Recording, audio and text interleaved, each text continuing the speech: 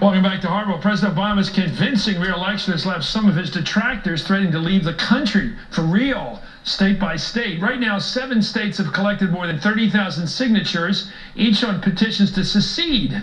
Got it? Alabama, Florida, Georgia, Louisiana, North Carolina, Tennessee, and Texas. By the way, Texas leads the pack with more than 115,000 signatures by itself to, quote, peaceably grant the state of Texas to withdraw from the United States of America and create its own new government.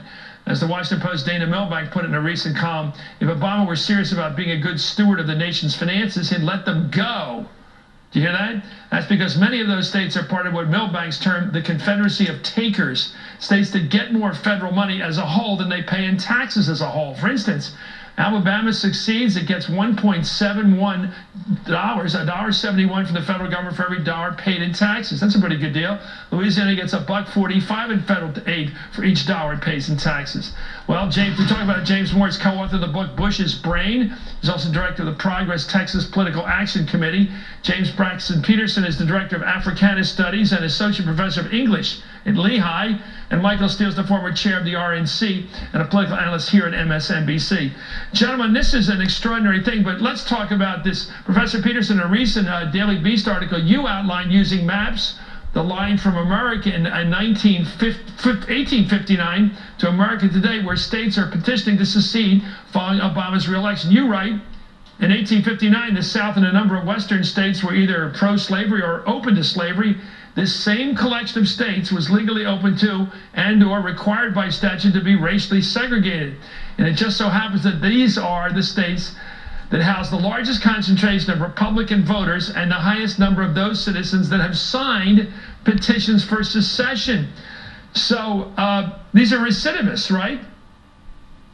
These are recidivists. They had a problem with joining the union, and now they're doing it again. They're back in the same old problem area. They want out, and they really don't have too much thinking going on with it. Your thoughts?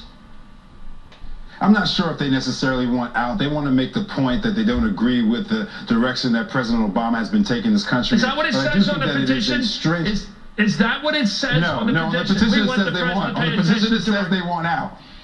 Yeah, on the petition said they want out, Chris, but I'm not sure, because, well, to make the case against this president, I don't know if they fully understand what it means to secede and how some of these states who have those differentials that you were talking about actually cannot economically exist without federal support and federal intervention. So I don't think they want all of their services to go away, but they're trying to make the case. The point that I'm trying to make in the piece, though, Chris, is that when you look at the sort of history of that cartography, the history of the mapping, it's not ironic, or it shouldn't be surprising to folk that these are the regions that we're seeing most resistant to President Barack Obama, most entrenched in sort of the radical right of the Republican Party, and most interested in seceding from this nation. Okay, let me get back to James Moore on this, because my hunch is they know exactly what they're saying, and though they may not think it's practical, it is their sentiment.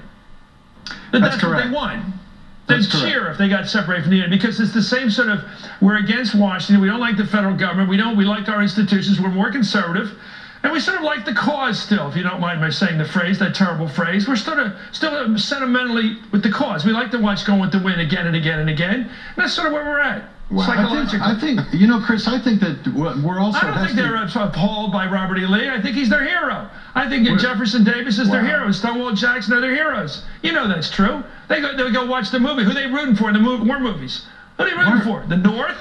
Yeah, you gotta be kidding me. Why aren't you calling it what it is, which is racism? This other stuff. Well, you can call it that. I didn't call it that. I just called it rebel attitudes. Yeah, this other stuff is nothing more. This other stuff is nothing more than a cover for it. LBJ said when he signed the Civil Rights Act that the Democrats had lost the South for a generation. He clearly underestimated. If you look at the numbers that are on the map, it is the white South that voted against the president. Now they make the argument consistently that they don't like an intrusive federal government. The professor has just made the point that they clearly love these things coming from Washington. So what is the reason?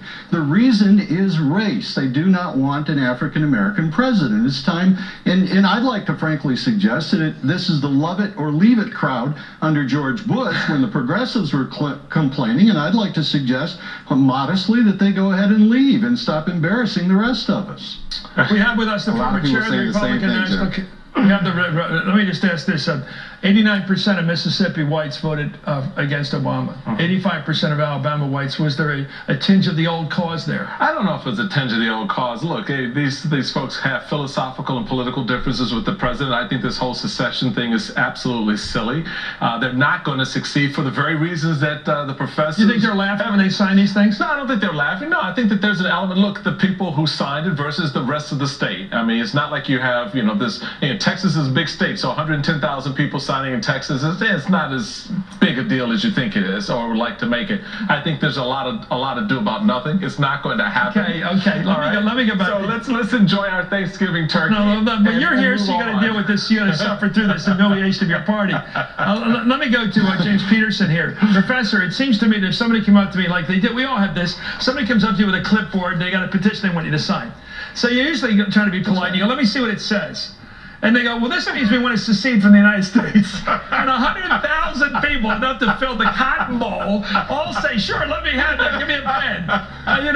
What is this? Listen, You're saying it's Chris, not for real. Chris, listen, it really, listen, like Jim said, listen, it is an expression of a certain kind of racialized rhetoric directed at this president and also directed at the ways in which this country is becoming a more multicultural country. One thing that this election was, it was a referendum on the fact that you can no longer have a coalition of simply white men from the South directing politics in this country. The voting demographic has opened up. It will continue to open up as we become blacker and browner and all other different shades of American colors here. It's going to be frightening to some of these folk in some of these states. And so I agree with Michael here. It's a rhetorical statement more than an actual sort of movement. But I won't dismiss it though, because it's these folk that are the same folk that are more racist. They're more sexist. They're just more. Okay, let me go back to James Moore on this. Old ideologies of James Moore, I look at the way he looks, and I try to. I went to school in the South in Chapel Hill, which is obviously a different part of the South. It's the southern part of heaven. It's a bit more intellectual and culturally liberal. We all know that. But it looks to me like there's a real differentiation between 89% in Mississippi, 85% in Alabama, up into the Carolinas, North Carolina particularly.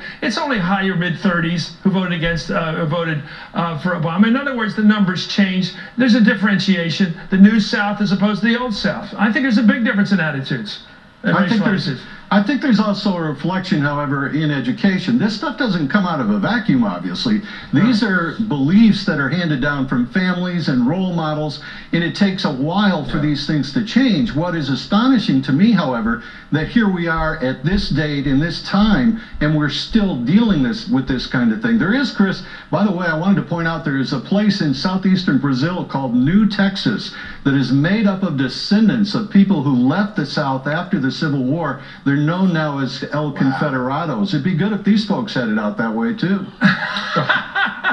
I just want to leave one last question to James Peterson. At what number would you begin to get scared? It's 106,000 out of Texas. What number would scare you? Where are you at on this? On secession?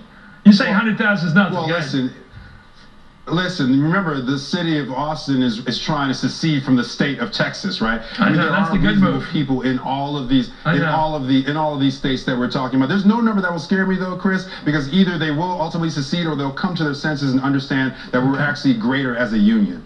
They're not going anywhere. Okay, y'all just enjoy your turkey. Nobody's going anywhere. Mr. Chairman has ruled against secession. There will be no secession. There will be no secession. Okay, Michael Steele, thank you for coming in. Thank you, Professor James Moore and James Peterson. James Moore and